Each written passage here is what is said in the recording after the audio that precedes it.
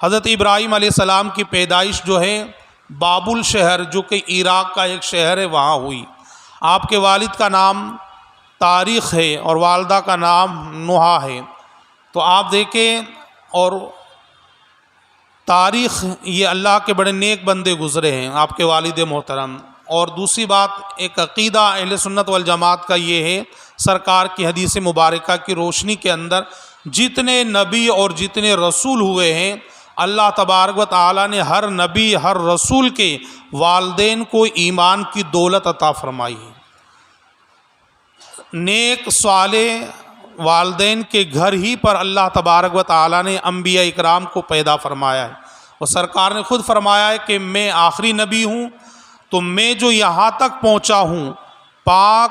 پشتوں سے اور پاک شکموں سے، پشت مانے باپ کی طرف اشارہ ہے اور شکم کی طرف اشارہ ماں کی طرف ہے، یعنی میری ماں کا سلسلہ جو ہے وہ بھی پاک ہے اور میرے باپ کا سلسلہ نسب ہے وہ بھی پاک ہے۔ حضرت آدم علیہ السلام سے لے کر سرکار نے یہاں تک کا اپنا سلسلہ نسب کے بارے میں فرمایا ہے کہ میں پاک پشتوں سے پاک شکموں سے منتقل ہوتا ہوا یہاں آیا ہوں۔ پاک سے مراد ایمان کی دولت ہے، یعنی میرے والد بھی الحمدللہ حضرت عبداللہ سے لے کر حضرت آدم علیہ السلام تک تمام کے تمام لوگ ایمان والے ہیں۔ اور والدہ کی طرف بھی آپ نے اشارہ کیا کہ والدہ حضرت آمنہ سے لے کر حضرت حوا تک الحمدللہ تمام کی تمام عورتیں،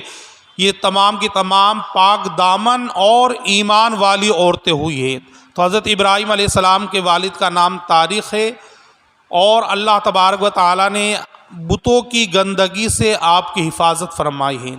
جو واقعات آتے ہیں تفسیر کے اندر قرآن کے اندر، وہاں سے مراد آپ کے چچا آزر ہیں کہ جنہوں نے بتوں کی پوجا کی، بتوں کی گندگی کے اندر وہ اپنے سروں کو جھکایا کرتے تھے، انہیں اپنا معبود مانا کرتے تھے۔ لیکن جہاں والد کا معاملہ آتا ہے تو آپ کے والد بڑے نیک صالح بزرگ گزرے ہیں اور اللہ کے بڑے نیک بندے گزرے ہیں کہ جن کا نام تاریخ ہے۔ جب آپ پیدا ہوئے تو نمرود کا زمانہ تھا، اور اس زمانے کے اندر آپ دیکھیں اگر کوئی حاملہ عورت نظر آیا کرتی تھی تو اس کے حمل کو گرا دیا جاتا تھا، جس طرح حضرت موسیٰ علیہ السلام کے زمانے کے اندر ہوا تھا۔ کئی عورتوں کے حمل کو گرا دیا گیا، یعنی پیٹ ہی کے اندر بچوں کا قتل کر دیا گیا۔ وجہ یہ رہی کہ فرعون کو بھی یہی بتایا گیا تھا کہ ان قریب ایک ایسا بچہ پیدا ہوگا جو تیری سلطنت کو ختم کر دے گا، اور نمرود کے نجومیوں نے نمرود کو بھی یہی بتایا تھا کہ ان قریب ایک بچہ ایسا پیدا ہوگا کہ جو تیری سلطنت کو ختم کر دے گا۔ اب اس انسان نے سوچا کہ اگر بچہ پیدا ہی نہیں ہوگا تو میری سلطنت کہاں سے ختم ہوگی، تو اس نے عورتوں کے حملوں کو گرا دیا اور ساتھ کے اندر مرد اور عورت کی ملاقات پر پابندی لگا دی۔ یہ نمرود کی سوچ تھی، مگر آپ دیکھیں اللہ جسے آباد رکھے، اللہ جس کا ارادہ فرما لے تو اس کا کوئی بھی بند نہیں باندھ سکتا۔ اللہ تبارک و تعالیٰ نے ارادہ فرما لیا تھا حضرت ابراہیم علیہ السلام کی پیدائش کا، تو آپ کی والدہ کے شکم کے اندر آپ جب تھے تو اللہ کا کرم یہ ہوا کہ جس طرح اور عورتوں کے پیٹ حمل کے وقت باہر آ جاتے ہیں، حضرت ابراہیم علیہ السلام کی والدہ کا شکم باہر نہیں ہوا تھا، یعنی برابر پیٹ تھا مگر آپ پیٹ کے اندر پرورش پاتے رہے۔ اور پھر ایک وقت ایسا آیا کہ حضرت ابراہیم علیہ السلام کی والدہ محترمہ ایک غار کے اندر پہنچی، پہاڑ کے اندر پہنچی، اور وہاں جانے کے بعد میں حضرت ابراہیم علیہ السلام کی پیدائش ہوئی۔